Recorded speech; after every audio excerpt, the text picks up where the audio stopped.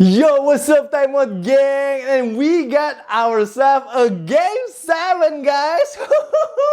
Let's go. Gila, gue bener-bener excited banget sih for Game 7. Walaupun gue tahu beberapa game terakhir di series ini ya, boleh bilang agak-agak blow out lah ya. Tapi I don't care, guys. I just wanna see a Game 7 between two teams yang gak suka satu sama lain and benci satu sama lain, and of course ini akan menjadi rivalry for the next 5 years. So we got what we wanted, guys. Ini yang kita mau sebelum Western Conference Finals series ini dimulai. Kita mau lihat a win or go home situation antara Spurs and OKC Thunder. And di game 6 hari ini San Antonio Spurs benar-benar mendominasi dari awal hingga akhir pertandingan, guys. Hari ini San Antonio Spurs menang dengan skor 118-91 untuk bisa memaksakan game ke-7 di OKC. Oke, good newsnya San Antonio pastinya they're flying back to OKC, bisa memperpanjang napasnya mereka, dan pastinya masih ada chance untuk mereka lolos ke NBA Finals 2026. Bad newsnya adalah OKC tidak pernah kalah di game ke-7 sejak mereka pindah ke OKC. Rekornya mereka adalah sekarang 4-0 untuk game ke-7 di Paycom Arena, yang pasti yang masih paling fresh kita ingat adalah last season di Western Conference Finals. Mereka menang di game ke-7 melawan Denver Nuggets, and of course mereka juga memenangkan juara di NBA Finals di game ke-7 mengalahkan Indiana Pacers. Yang lebih bad newsnya lagi adalah OKC di 2 tahun playoff terakhir, mereka rekornya adalah 9-0 saat setelah kalah sebuah pertandingan. So ngeri banget ya. Jadi setiap mereka kalah, itu pasti mereka menang. 9-0 rekornya, guys. Jadi kalau secara sejarah, oh shit, it's not with the San Antonio Spurs. Tapi bola itu bundar, guys. And of course, there's always a first time for everything, right? And of course, there is always a prediction from Corgi. Corgi memberikan prediction bahwa Spurs akan menang game 7, guys. Jadi Corgi sekarang ini udah 6 dari 6 nih. Gokil juga sih. Ini anjingnya siapa ya? Jago bener ini prediksinya. 6 dari 6. Kalau memang nanti Spurs akan menang game ke-7, itu akan menjadi 7/7. Gokil sih. Itu Corgi akan makin viral aja sih. Yakin gue. Tapi selain Corgi, Spurs ada Harrison Barnes, guys. Jadi Harrison Barnes akan ulang tahun di hari game ke-7. Dan ini ada sejarahnya, guys. Jadi waktu dulu 2016 Harrison Barnes waktu itu main nama Golden State Warriors, dia juga pernah ulang tahun di game ke-7 melawan OKC, guys. Dan hasilnya dia menang, guys. Jadi Spurs adalah sejarah-sejarah juga ada 2 lah yang bisa mendukung mereka nanti untuk di game ke-7. Dan kalau gue lihat, bagi yang ulang tahun dan bermain di game ke-7 itu selalu menang, guys. Selalu menang, rekornya 7-0. Dan Spurs akan pertama kalinya bermain di game ke-7 sejak tahun 2019. Ini juga pertama kalinya ada 2 MVP nominees yang finish top 3 bertanding di Conference Finals game ke-7 sejak 1982. Waktu itu antara Julius Erving melawan Larry Bird. Dan seingat gue yang menang adalah Julius Erving. Gue super excited banget sih for Game 7. Gue dan P-Double akan membawakan nanti on NBA on Prime. Jadi kalau kalian punya NBA on Prime, pastikan kalian nonton, dengerin kita bawain gamenya. Tapi gue sih cuma berharap wasitnya bukan Tony Brothers sih, guys. Gue cross my fingers, guys. Bukan Tony Brothers ini wasitnya. Gue sih andaikan ya bisa Zach Zarba lagi kayak hari ini sih. Andaikan gue mau banget ya, guys. Tapi kan nggak mungkin dong Zach Zarba jadi official back-to-back game. Kalau gue denger sekarang ini katanya sih Scott Foster, guys. Nah, kalau Scott Foster gue nggak tahu tuh. Biasanya lebih menguntungkan Spurs atau OKC? Please let me know, guys, in the comment section, guys. Gue pengen tahu juga sih pendapat kalian, kira-kira kalau Scott Foster jadi wasitnya, siapakah yang akan menang? Karena of course one of the biggest factors hari ini San Antonio Spurs bisa meredam offense-nya OKC adalah OKC hanya nembak 12 free throw. They did not get those like tiki-tack, those touch fouls. Gak dapet tuh 12 free throw, guys. OKC the whole team. And Shea only had 3 free throws. Dan itu kenapa menurut gue ya Spurs hari ini bisa menang jauh. Dan kalau trend ini bisa stay, menurut gue Spurs akan ngambil game 7 sih. Cause it's huge, man. It is huge kalau OKC nggak bisa nembak free throw ya. And ya di game ini lu juga bisa melihat Victor Wembanyama benar locked in guys setelah tidak mau ikutan media session. Dia potong rambut mungkin ya.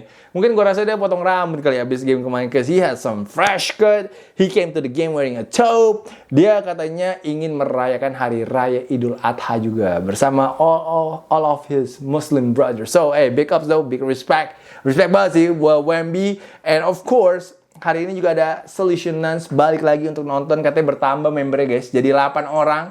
They were playing ball too though. They were hooping before the game. So they got game too, I heard. So kayaknya gimana pun juga harus menemukan cara ya untuk bisa membawa si Solutionan ini ke OKC. Harus diterbangin sih. Fly them nuns. Karena I think mereka bawa hoki sih buat San Antonio. And gue juga penasaran sih apakah hari ini kira-kira views timeout akan lebih tinggi ya guys ya. Karena kalau OKC menang biasanya average-nya 6.000 views. 5.000 sampai 6.000 views. Agak sedih sih. Kayaknya emang di Indonesia banyak tuh yang nge-hate OKC dan kayak males nonton gara-gara kalau OKC menang. Jadi hari ini Spurs menang, semoga at least bisa 10.000 lah. 10.000 atau 12.000 that would be awesome. Kayaknya kalau game 7 Spurs menang sih kayak bakal rame sih. Kayak bakal rame sih timeout sih. Tapi Wemby dari awal game lu bisa lihat ya, dia udah benar locked in banget, desperate banget. He play with a very high sense of urgency, lalu ngegas juga langsung dari awal. Ini juga mungkin berkat dia juga mau jadi contoh ya untuk teammates-nya, apalagi dia juga kasih tadi a very inspirational dan juga passionate speech ya before the game pas lagi huddle. I think itu juga menginspirasi teman-temannya sih untuk bisa mencetak 8 kali 3 point dari Spurs di kuarter pertama. Dan itu menurut gue setelah 8 kali 3 point itu benar-benar yang bikin Spurs tuh pede banget sih for the rest of the game. And they never look back. After that mereka benar-benar ngegas terus, and of course mereka juga selalu unggul berkat Wemby juga. Wemby jauh lebih agresif hari ini. And Wemby sih nembak 3 point, tapi memang lebih akurasinya lebih oke sih di game kali ini. Tadi di babak pertama Wemby langsung 22 poin, 9 dari 16 nembaknya. Beda banget ya sama game 5, dimana game 5 dia cuma total 20 poin, tapi tadi di babak pertama aja dia udah 22 poin. Karena dia tahu sih kalau dia tuh yang harus menjadi leadernya, dia yang harus memulai offense-nya Spurs ya. I think gila ya, masih umur 22 tahun, tapi ya he understand it gitu loh. He understand it kalau dia ya gimana pun Spurs mau menang harus dia yang meledak gitu loh. Tapi Wemby asiknya hari ini gak usah main di kuarter keempat. And that was huge though. Dia mencetak total 28 poin hari ini. 28 poin, lalu juga dia berapa tadi? 10 rebound kali. Sorry, gue lagi cari dulu nih statistik Wemby. Dia 28 poin, 10 rebound dan juga 3 block shots. And of course dia juga takes it personal untuk match up dia bersama Isaiah Hartenstein. Di game tadi Wemby itu 5 dari 6 nembaknya saat dijaga sama iHeart. And of course like I said, dia paling penting hanya mainnya 28 menit guys. Di bawah 30 menit. Kita tahu ya, this series has been really physical. Lu tahu Wemby ditarik-tarik lah, Wemby didorong-dorong lah. Ya, apalagi juga ini kan setiap game bedanya cuma sehari-sehari, and then you have to travel between San Antonio and OKC. Wemby juga kita kemarin sempat bahas di game kelima, apakah Wemby sebenarnya kecapean gitu loh. Karena he looks gas gitu loh. Jadi dengan dia hanya bermain 28 menit di game kali ini, harapannya adalah energinya dia will be really high for game 7 nanti ini. Karena of course they will need every points, every blocks, every rebounds from Wemby sih untuk bisa memenangkan game ke-7. Tapi setelah itu tadi di babak pertama juga gue suka banget sih jaga bagaimana Chad Holmgren dijaga oleh Devin Vassell. Devin Vassell sekali ngeblok ngedangnya si Chad Holmgren. That was awesome though. And then a little trash talk. Dan kita tahu ya historinya Devin Vassell suka trash talk juga dengan OKC. So that was really fun though. I think ya ini nunjukin kenapa kedua tim ini gak suka satu sama lain. Dan ini bikin seriusnya makin spicy.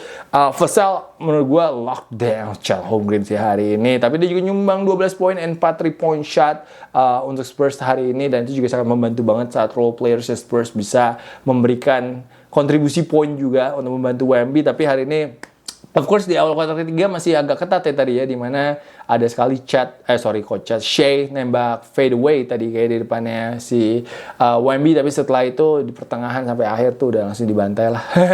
Langsung 20-0 run tadi oleh Spurs. It was shocking though, 20-0 run, karena Spurs ini kayak 3 kali main di home itu paling nggak ada 15-0 run sih selalu sih. Dan setahu gue di 2 last home game-nya Spurs, OKC itu unggul cuma 1 menit 35 detik kalau nggak salah. Jadi benar kalau main di home itu lebih banyak didominasi sama Spurs sih sebenarnya. And tadi OKC hanya mencetak 13 points di kuarter ketiga. Untuk tim yang sedominan, yang sejago OKC, kaget sih gue. Mereka cuma nyetak 13 poin doang satu quarter, dan itu merupakan quarter terburuk dalam seasonnya OKC tahun ini. Dan ya tadi di quarter keempat semuanya udah pada keluar sih, kecuali mungkin ya Wemby tadi seingat gue masih main dikit, and then of course ada beberapa pemainnya Spurs masih main dikit, tapi mostly kita hanya menikmati Spurs in 7 chance. Satu stadion tadi di Frost Bank Center cuma teriak Spurs in 7. Itu sih. Tapi Shai hari ini struggle again, only with 15 points, 6 dari 18 nembaknya. Ini adalah output terendahnya Shai sejak WCF ataupun Western Conference Finals 2025. Shai gila sih, tapi the whole regular season dia nggak pernah nyetak di bawah 20 poin. Tapi selama playoff ini dia udah 3 kali sih, ingat gue, atau 4 kali gitu di bawah 20 poin. And sekarang di 4 game terakhir, Shai nggak pernah field goal-nya di atas 41%, guys. Nggak pernah di atas 41%. Kita tahu dia pemain yang paling efficient, kita tahu dia pemain yang paling consistent. He is the most consistent player. Tapi lawan Spurs beda nih. Dijaga sama Stephen Castle, dijaga sama Dylan Harper, dijaga sama Carter Bryant. It's a different experience right now for Shai. Shai juga pasti kerasa banget sih. Apalagi tadi, gue gak tau sih dia mau fall baiting atau mau beneran ditabrak tuh sama si Carter Bryant. Lumayan juga tuh tadi ditabrak sama Carter Bryant. Carter Bryant tuh kuat juga loh. Kerasa juga sih pas itu Shai besok pasti pas bangun. Dan Shai di game kali ini plus minusnya minus 28, guys. Ini kok di Indonesia udah gak bisa MVP, guys. Udah gak bisa MVP. Ini kok minus 28. Gila sih. Bener-bener Shai hari ini hancur banget sih mainnya sih. Paling gampang gitu ya kalau ngomongin. Hancur banget buat OKC. And I think Shai harus bisa shoot better sih in Game 7. Obviously, sejak kok gue lihat ya, kok ada Wemby itu di lapangan, dia 58% nembaknya lebih dari mid-range. Tapi hari ini Shai nembaknya nggak sebagus biasanya gitu loh. Biasanya dia lebih tinggi persentasenya, dan hari ini pun 3 poinnya 0 dari 5 seingat gue. Lalu selama series ini kalau nggak salah 6 dari 23 atau 20 berapa gitu. Pokoknya cuma 6 kali 3 poinnya so far kayak total. So Shai right now nggak bisa sih kayak takut-takut untuk ngedrive ya. Dia harus find a way untuk bisa, mungkin ya kayak game kedua gitu kan, dimana si Isaiah Hartenstein jadi kayak offensive lineman gitu, bisa minggirin si Wemby. I think ya we'll see lah ntar adjustment apa yang akan dilakukan sama si coach Mark Daigneault. Tapi hari ini juga J-Dub sendiri main ya, coming off the bench. Dia bermain 10 menit, tapi obviously lu bisa lihat lah dia masih sakit banget, man. Cedera banget, geraknya juga sangat susah banget, sangat kaku sekali. Hanya 1 poin dan dia 2 turnovers dalam 10 menit hari ini off the bench. Kalau menurut gue sih, gue gak expect dia untuk main game ke-7 sih. Kayaknya agak susah ya, dia malah hurts his team. I think kalau gak salah dia main 10 menit minus 18, guys. So that's not good for J-Dub, you know what I'm saying? So I think di game berikutnya, I don't think they're gonna play J-Dub. Other than that, Jared McCain 13 points, Chet Holmgren 10 points. Tapi ya, like I said, kalau Spurs juga bisa melimit produktivitas role players-nya OKC, that would be huge. Man, they limited Caruso hari ini hanya 7 poin, guys. And then Jalen Williams hanya 4 poin, guys. Jadi kalau nanti di game ke-7 Caruso and Jalen nggak bisa meledak, maybe Spurs akan bisa memenangkan game-nya nanti ini. Tadi yang pasti juga selain Wemby ada Dylan Harper. Ini dia yang penting nih. Dylan Harper hari ini 18 points, 6 dari 9 nembaknya, 6 rebounds, 4 assist. Dia tadi ada beberapa kali 3 point duluan masuk, dan setelah itu lane-nya udah mulai terbuka, dia bisa ngedrive.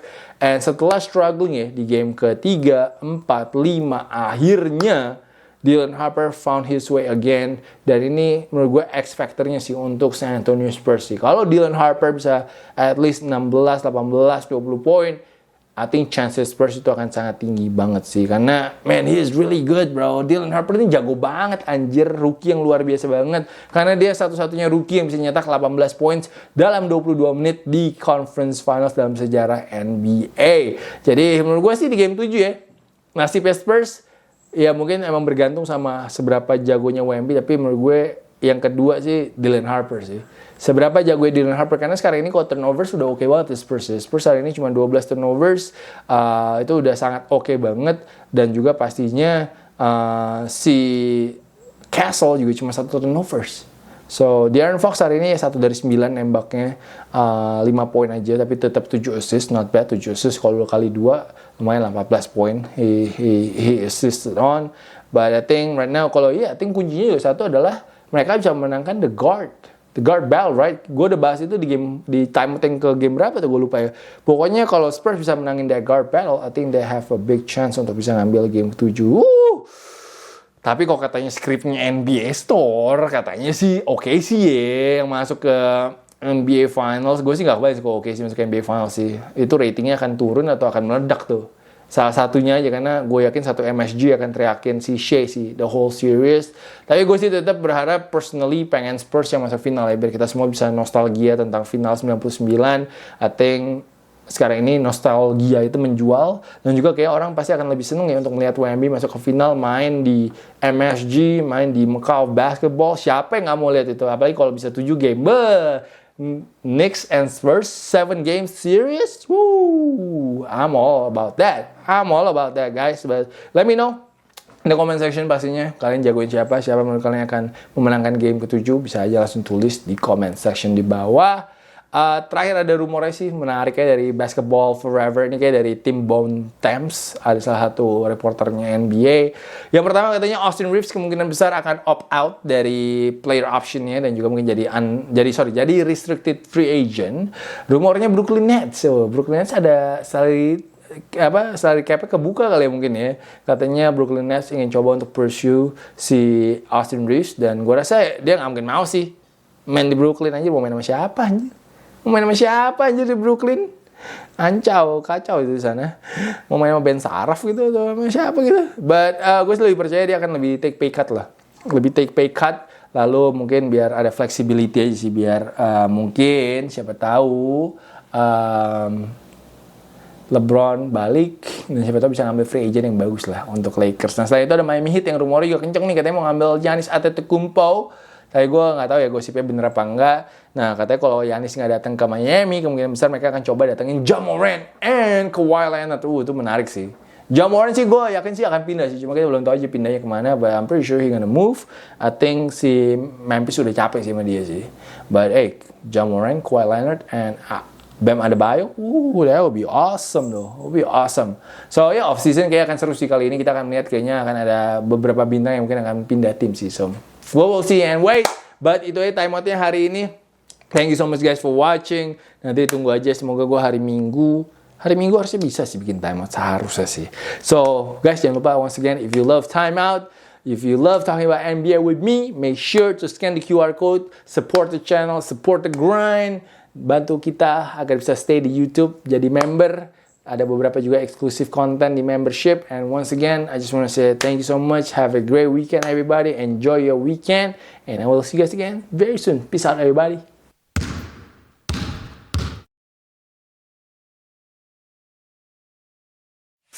Please join my channel, guys.